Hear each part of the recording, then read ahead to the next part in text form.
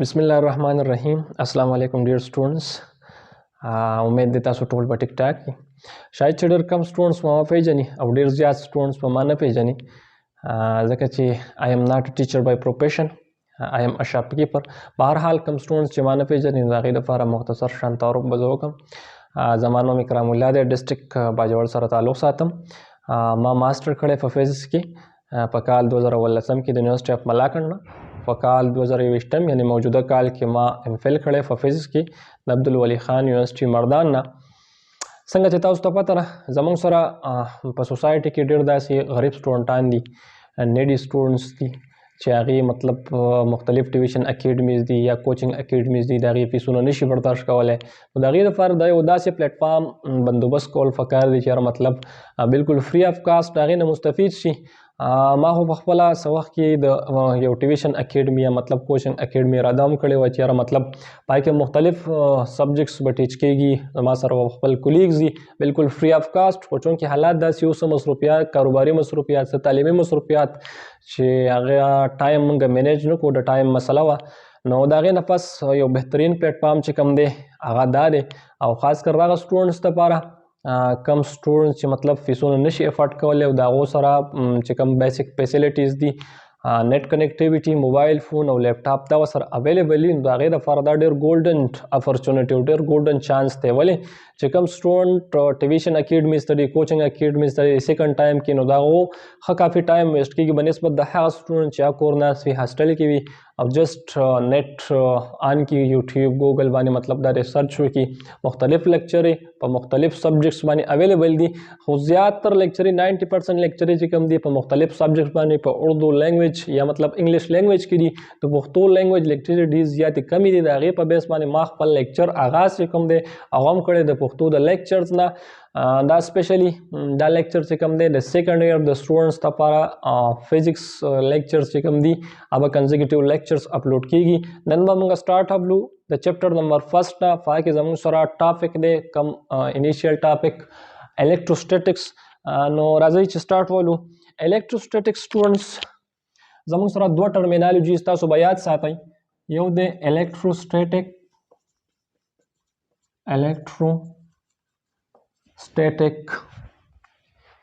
او بل دی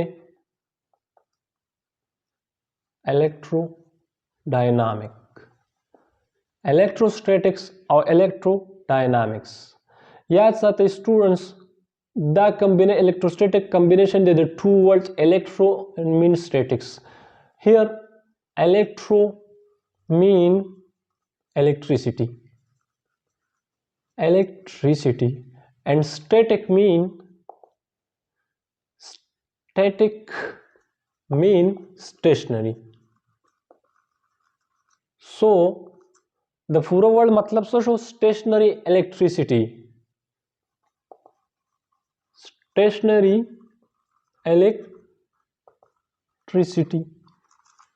او stationary electricity څه ته وایي؟ electricity produced by the stationary or static charges is called stationary electricity. example در کوم کې تاسو بیا پوه شئ. electricity خو usually مطلب when there is current and voltage, these two factors contribute to the name electricity. electrodynamics څه شی؟ electrodynamics the two word combination دی. electro mean electricity and dynamics mean motion. نو اوس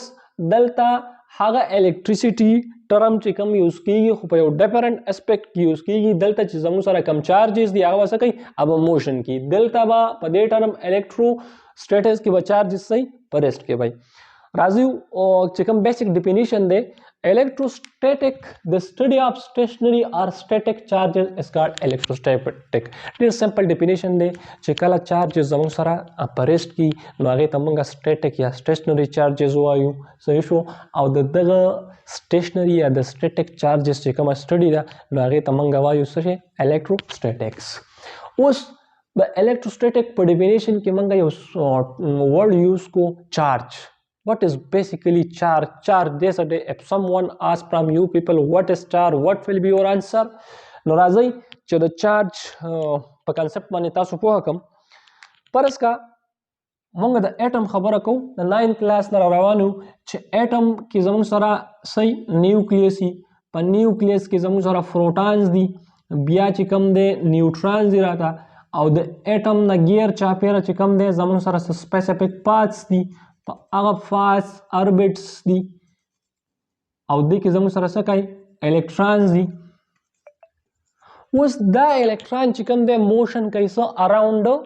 نیوکلیس دا چاته باونډي دا د نیوکلیس ته باونډي دا نیوکلیس په کم فورس لګي کم قوت په لګي اټریکټیو فورس په لګي دا الکترون باندې دا نیوکلیس چې کوم دی دا څه کوي اټریکټیو فورس په لګي او ځان ته څه کړی دي باوند کړی دي یو طرف ته څه اټریکټیو فورس ورډ ما یوز کو اوس یاد ساتئ دوه الکترونز دي د دې الکترونو په منځ کې خپل فورس دا الکترون چې کله کم کلوز ټو ایچ اذر راځي نو څه کوي دا د یو بل سره په سرټن کریټیکل ډیسټنس باندې د یو بل سره به څه کوي ریفلجن کوي نو دلته اټریکټیو فورس او ریفلسیو فورس دوه ایگزیست کیږي نو اوس به د دې اټریکشن او د دې ریفلجن نه موږ چارج څنګه ډیفاین کوو نو چارج څنګه ډیفاین شوی د اټریکټینګ اینڈ ریفیلینګ بیهیویر از اټریبیوټډ ټو ا پراپرټی کالډ چارج دا اټریکټینګ او ریفیلینګ بیهیویر چې کوم دی دا اټریبیوټ کوي یو پراپرټی ته او هغه پراپرټی ته موږ نوم ورکو چارج سو دس از د بیسک اینڈ د کمپیکټ ډیفینیشن اف چارج اوس ایگزامپل اف electrostatic or static electricity د دې اگزامپل زموږ سره څه کې دی چې لایټنینګ پروډیوس آن کلاودی ډے که تاسو خیال کړئ چې کله باراني او مطلب اسمان کې وریځي نو زموږ سره هغه لایټنینګ پروډیوس کیږي هغه لایټنینګ چې کله پروډیوس کیږي د بیهایند کنسپټ سره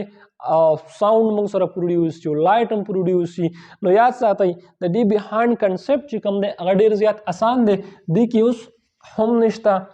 فرض کا کلاودی ویدر دی زموږ سره کلاودز دي زموږ سره نو کلاودز مختلف سرفیسز کې دي شي دا سرفیس شو او یو سرفیس دا شو نو چې کله د کلاود دا سرفیسز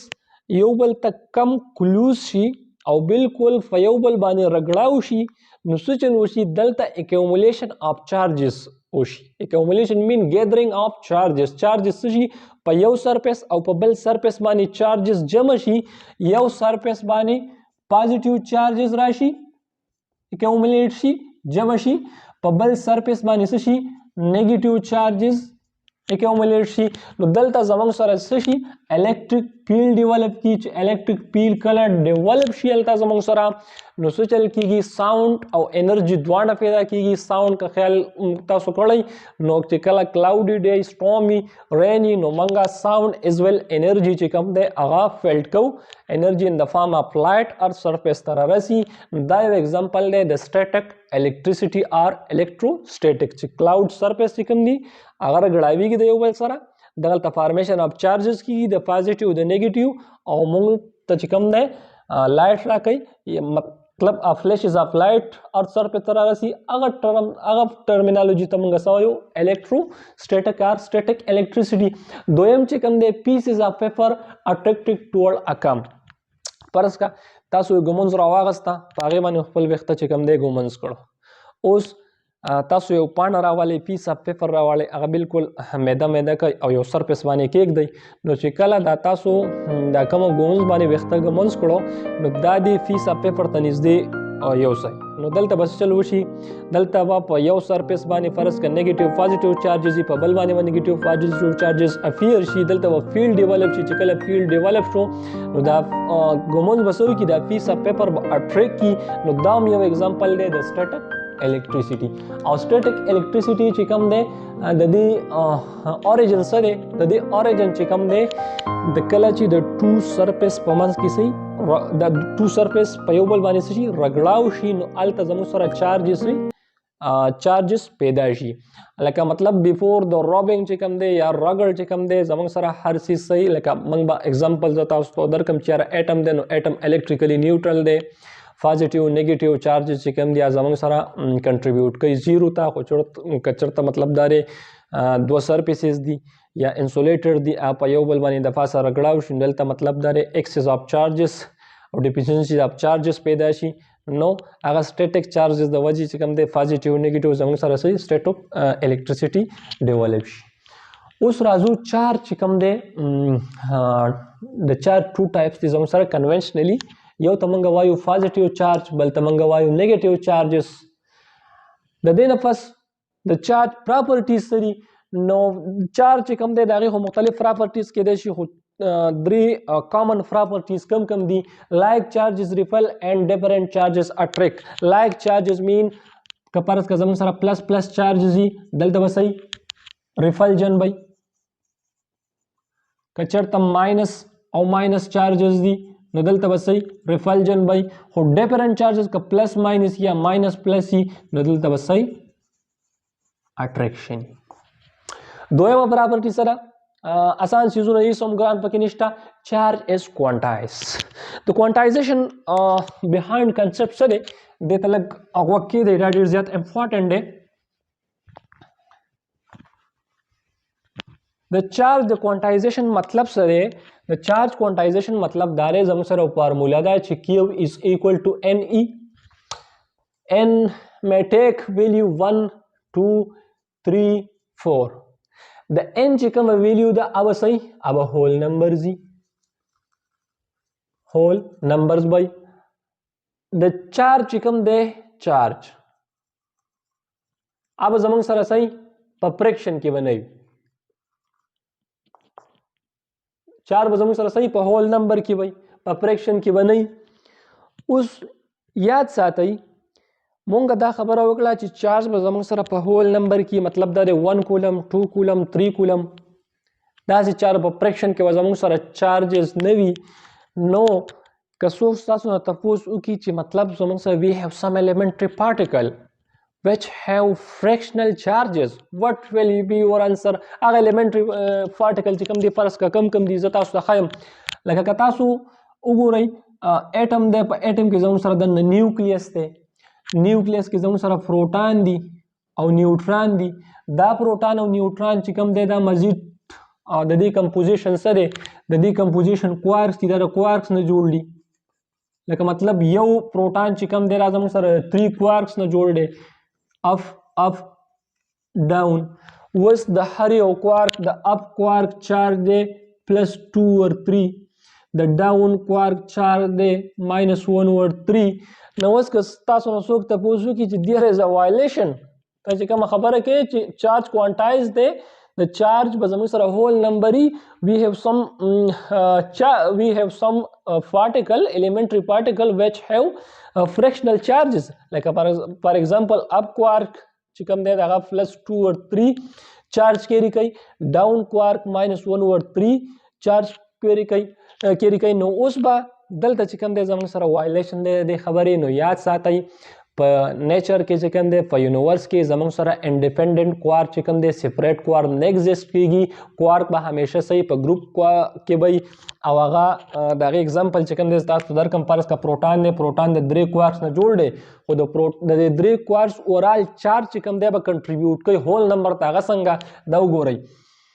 د اپ کوارک چارج دی 2 اور 3 پلس بیا اپ کوارک چارج 2 اور 3 ماینس down quark charge 1 over 3. So this is very simple calculation 3 over 3 plus 1 and the proton باندې کم چارج یا سره plus 1 دی. درېمه پراپرټي چې کومه ده نو هغه سره چارجز کنزروډ. دا هم ډېر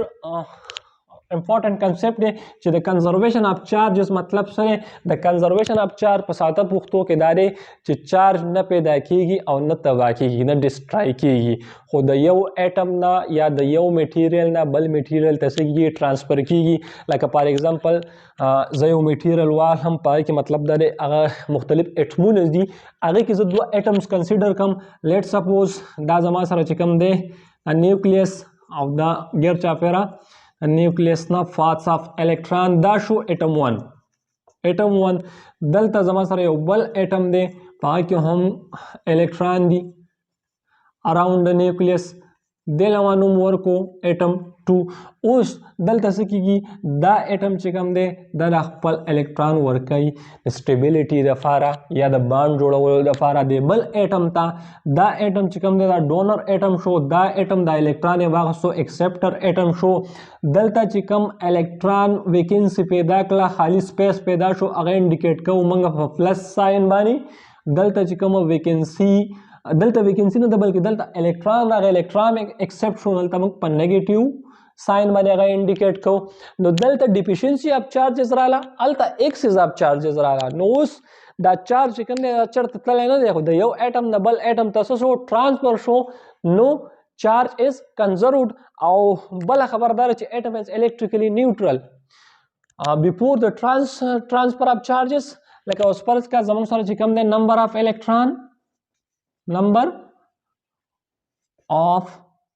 electrons equal to number of protons نو دلته چې کوم چارج دی او دلته چې کوم چارج لیفت هاند ساید رائټ هاند ساید باندې نیگیټیو پوزټیو چې کوم دی دا غي افیکټ زموږ سره زیرو دی نو اټم الکتریکلی نیوټرل د سو پورې چې چا سره بانډ نه جوړ کړي چا سره انټریکشن نه ور کړي چا نه الکترون نه اغسته چا الکترون نه ور کړي نو دا کنسپټ د چارج د کوانټایزیشن اوس راځو یونټ اف چارج نو یاد ساتئ اس ای یونټ اف چارج اس کولم ډیر امپورټنت دا ځان سره یاد ساتئ اوس electron and proton carry a charge of magnitude 1.6 cross 10 raised to power minus 19 coulomb دا experimentally verify شوی دا ویلیو کیلکولیټ شوی دا چې کوم الکترون دی پروټون دی دا غي سره چې کوم چارج اسوسییټ دی دا غي نومریکل ویلیو زموږ سره برابر ده د 1.6 cross 10 raised to power minus 19 coulomb اوس یاد ساتئ coulomb is not the charge of a single electron or a single proton بیا زه ریپیټ کوم کولم چې کوم دی نو دا د سنگل الکترون یا د سنگل پروټون نه دی نو دلته کوېسچن یې رایز کیږي هاو مچ از 1 کولم کولم چې کوم دی به زموږ سره څومره نمبر اف الکترون څومره نمبر اف پروټون پکې شامل دي چې یاره مطلب دا د یو کولم چې کوم دی دا د یو الکترون یا د یو پروټون چارج نه دی دیر ویل بی هاو مچ نمبر اف پروټون اور الکترون نو هغه د زموږ سره یو فارموله ده هغه فارموله چې کومه ده نو یاد ساتئ Q is equal to NE اوس N چې کوم دی N هغه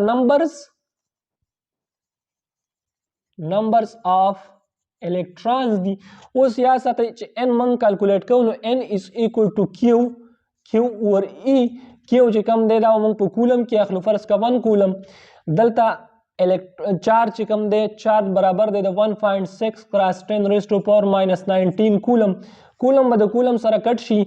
دا به ویلیو برابر شي د 1.6 cross 10 raised to power minus 19 نو n is equal to دا چې پاس وخیږي 0.625 cross 10 raised to power minus 19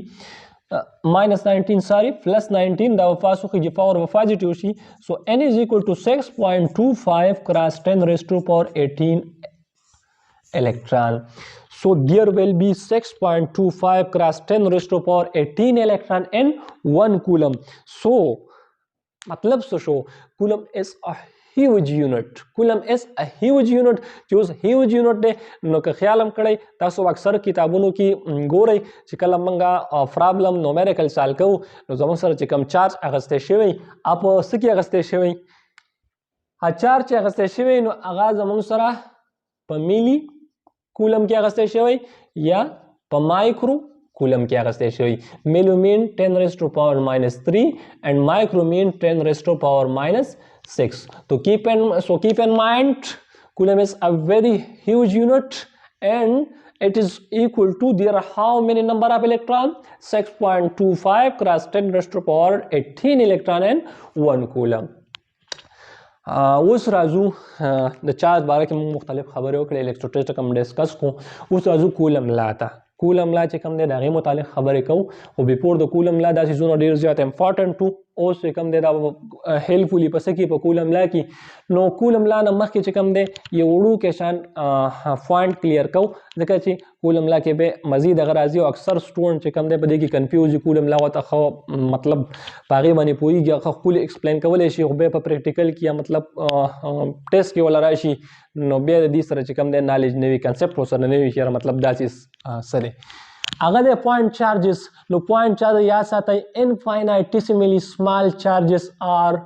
very small charges. Point charges हम सरसी infinitesimally small charges are very small charges. So गन तपोस की no the answer boy. उस दामंग define कर संगा no charges whose sizes are small compared to the distance between them. Point charges हगा दो charges दी चेदे दी साइज़ुना चिकम दी अगा small compared to the distance between them. That the point charges definition they like for example जबता graphically भी हम show कमा परस का दा यौ चार्ज शू Q1 और दा बल चार्ज शू Q2 द दीप मंस की चिकम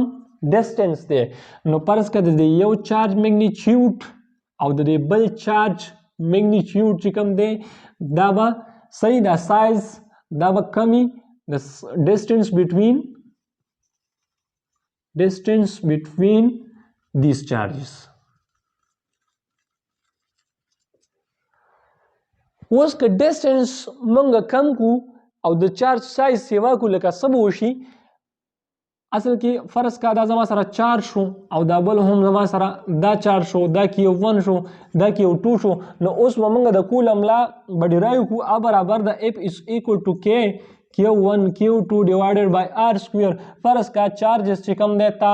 साइज दागे घट को डिस्टेंस से कम को डिस्टेंस जीरो को दलता पोर्शन का डिफाइन के नवले दा लिमिटेशन दे पर कूलम ला बाने शर मतलब दा वैलिड द चार पारा द पॉइंट चार्जेस द पारा पॉइंट चार्जेस हम सरा हागा चार्जेस दी च दागे पर मंस के डिस्टेंस से कम दा इनफाइनाइटिसिमली स्मॉल ले लाइट अप शो हो रही है लाइट हो लगो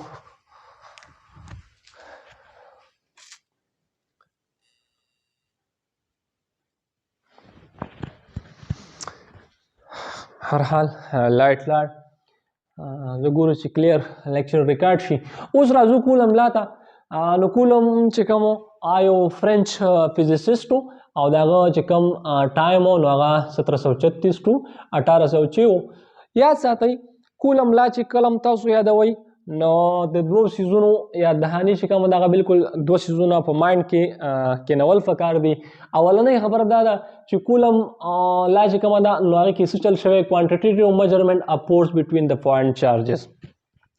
द पॉइंट चार्जेस पमन के चिकम फोर्स से नो दागे क्वांटिटेटिव मेजरमेंट है क्वांटिटेटिव मेजरमेंट सता वही मतलब दारे च सोमरा फोर्स है द टू पॉइंट्स पमन की टू पॉइंट चार्जेस पमन के मुसरा फोर्स सोमरा दे दगा मेजरमेंट मंगा सवायु क्वांटिटेटिव मेजरमेंट वायु उस दा कूलम लॉजिकल डिराइव केडा नो दा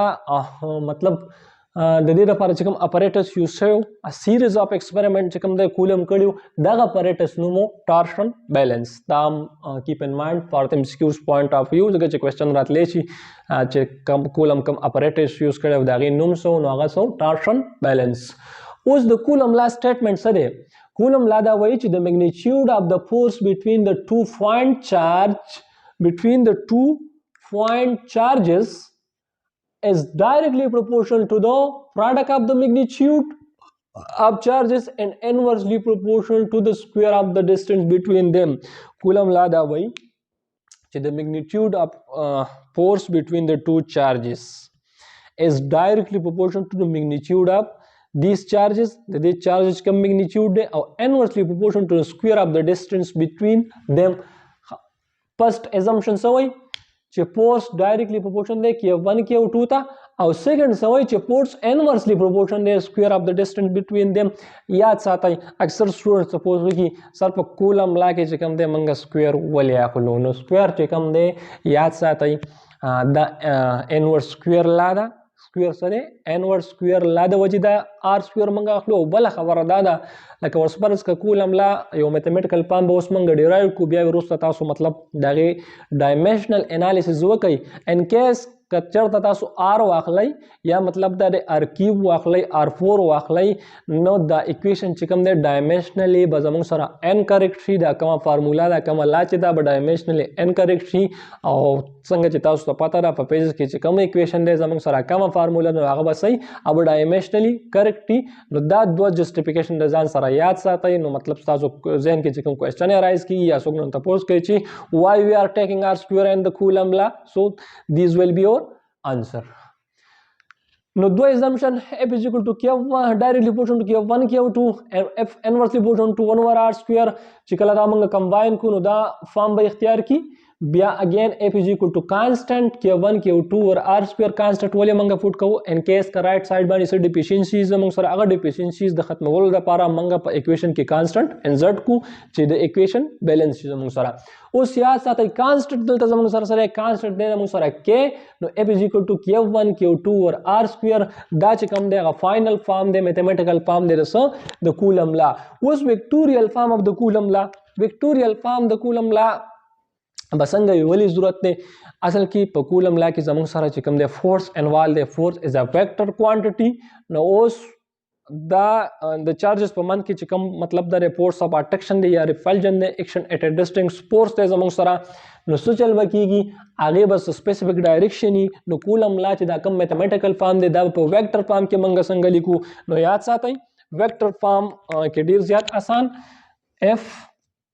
د پاسه ایرو is equal to K1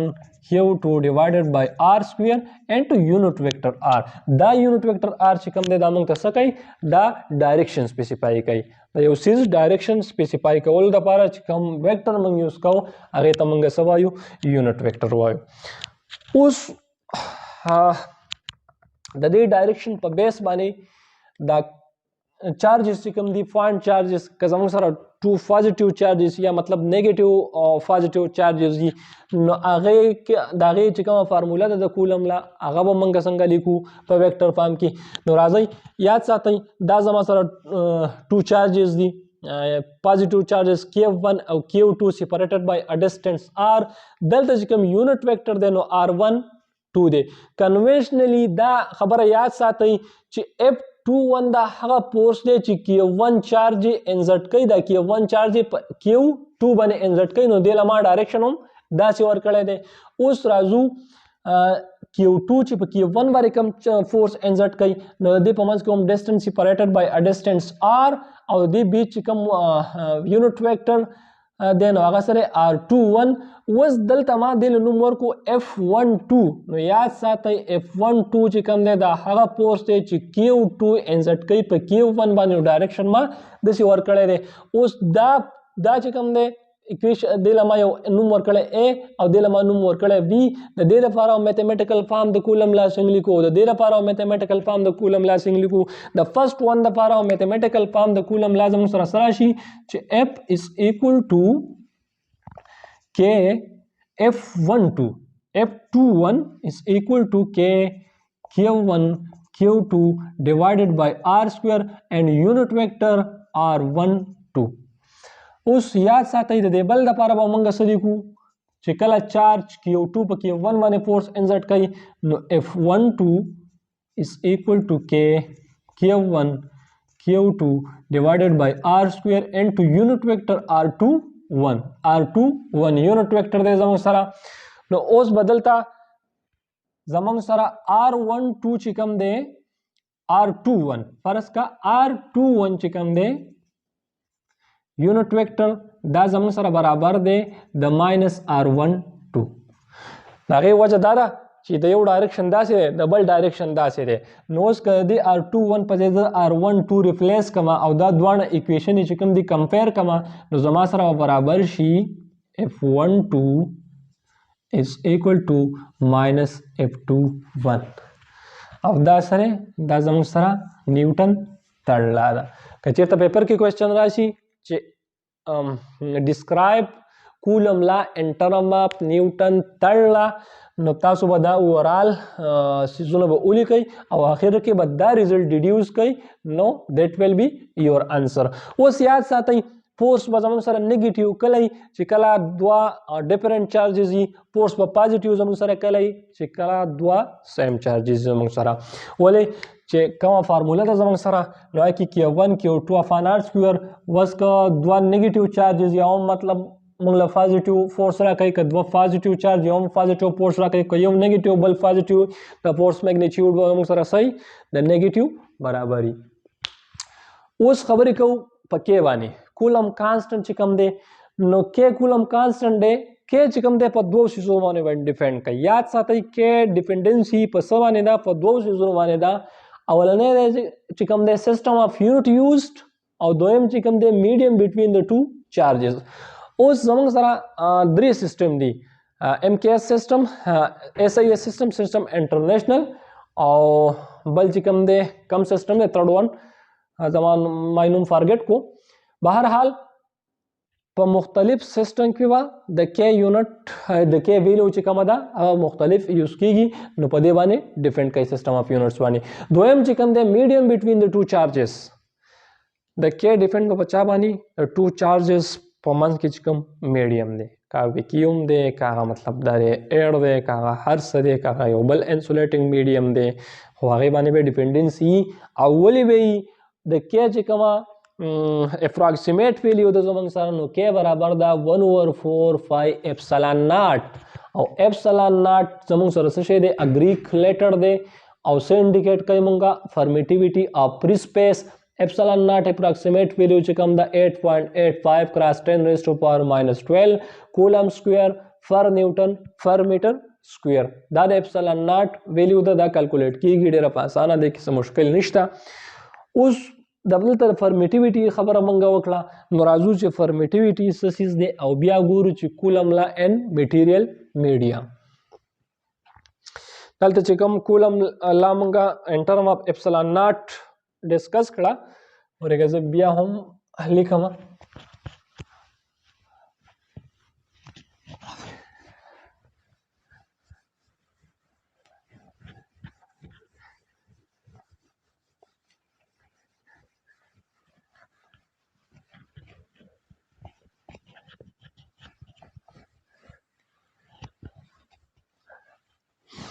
کولم لا ان ټرم اف اپسلان ناٹ چې زموږ سره برابر F is equal to K. د K پوره ویلیو مونږ ولګو 1/4 اپسلان ناٹ Q1 Q2 اپان R سکویر. نو دا چې کوم فورس اپسلان ناٹ هلته مونږ وی چې فرمیټیویټي اف فری سپیس، نو دلته به زه ولیکم چې F ویکیوم، دا فورس چې کوم دی په ویکیوم کې دی، یا دا فورس زموږ سره په ایر کې دی. اوس یاد ساتئ فرمیټیویټي څه شی دی؟ permittivity. Permittivity is the property of the medium, is the property of the medium which affect the magnitude of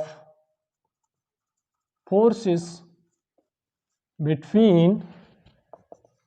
two point charges. Permittivity that a permission no tera. Permission mean to allow. So permittivity is a property of a medium which affect the magnitude of forces between the two point charges. د دې نه پس موږ راځو کولم لا ان میټیریل میډیا. دلته مطلب موږ د ایر یا د ویکیوم خبره وکړه. د ایر ویکیوم مطلب دا دی چې کله 2 point charges ته اغستې دي separated by certain distance and there is no media between the two charges. The medium is vacuum or air. اوس بل کیس موږ اخلو کولم لا ان میټیریل میډیا. په دې کې بس چل کی د 2 چارجز په من کې به زموږ سره صحیح یو میډیم انسولیټینګ میډیم وي. نو ګورو چې فورس باندې مطلب دا دی کم افیکټ فریوزي. نو کولم لا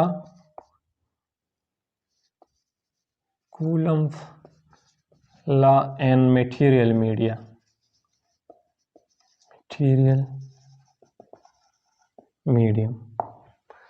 یاد ساتئ چې کله د میټیریل میډیم خبره موږ کوو نو اپسلان ناٹ به ریپلیس کوو په اپسلان باندې.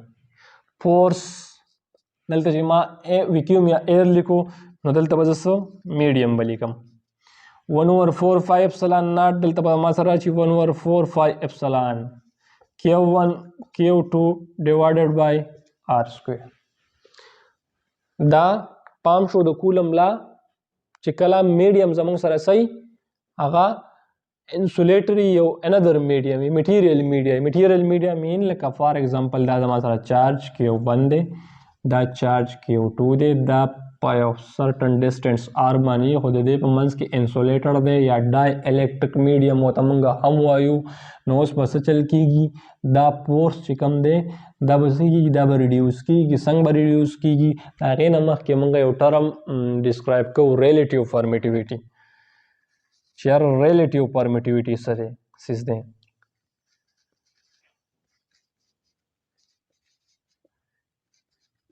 relative permittivity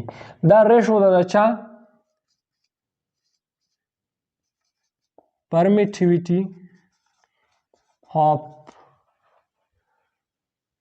permittivity of any material medium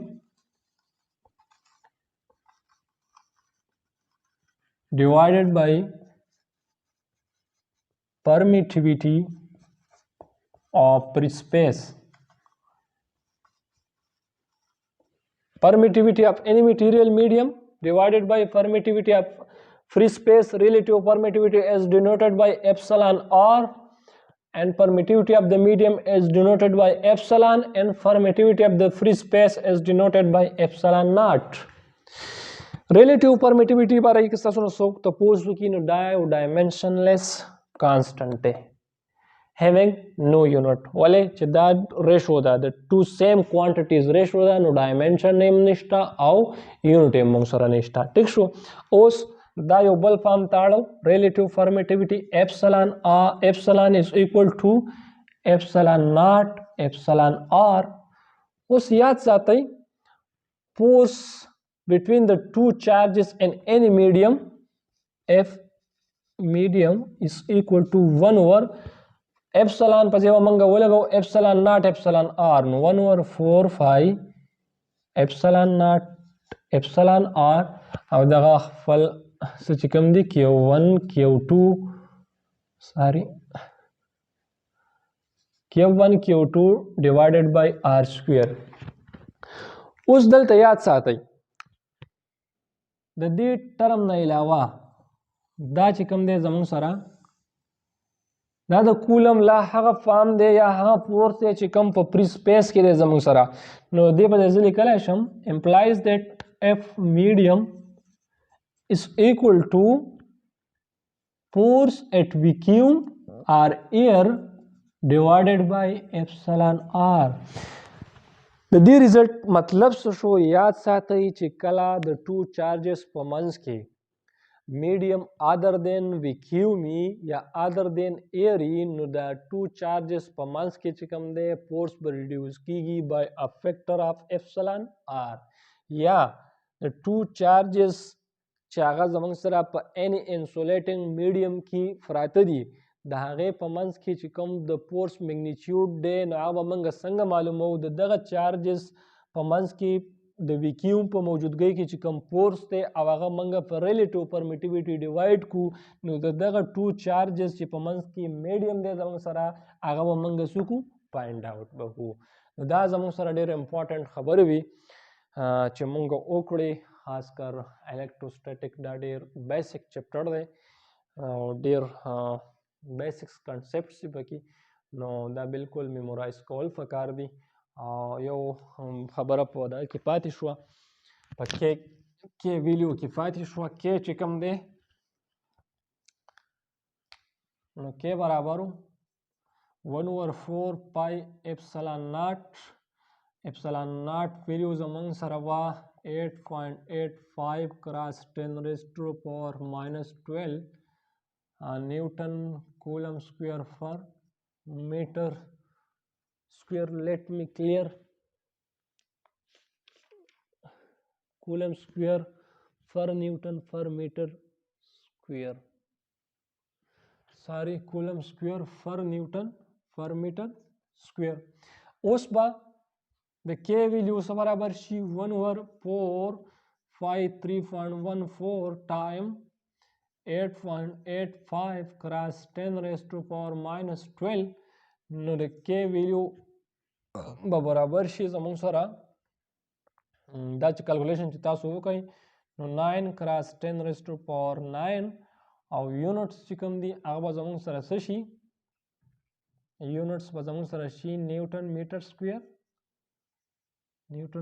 سکویر فر کولم سکویر ولې چې دا په ډبل ډینامینیټر کې دي نو فاصله شي کولم سکویر به زموږ سره شي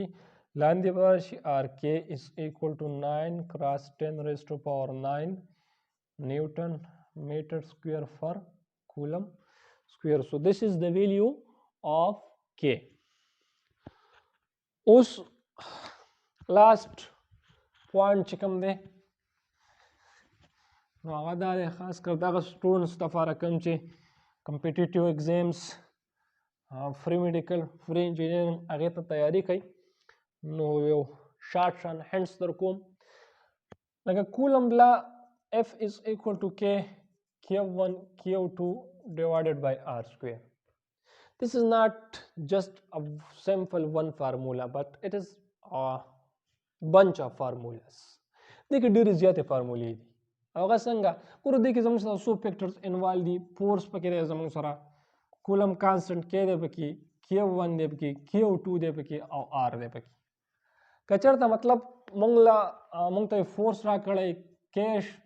ویلیو وي د Q1 د Q2 ویلیو R موږ معلومو سو R square is equal to K Q1 Q2 divided by F. So R is equal to under the root K Q1 Q2 divided by F. The R value موږ څه په اسانه معلومولی شو یا بل داسې کوېسچن راتلی شي موږ ته چې کوم دی R راکړی شوی Q2 راکړی شوی K فورس راکړی شوی Q2 ویلیو موږ معلومو نو Q2 is equal to FR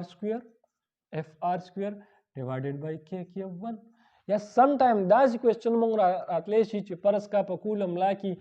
چې کم R دی ډسټنس بټوین د ټو چارجز هغه موږ ریډیوس کو half یې کو نو what will happen to the force نو کالکولیشن به څنګه کوئ چې F is equal to K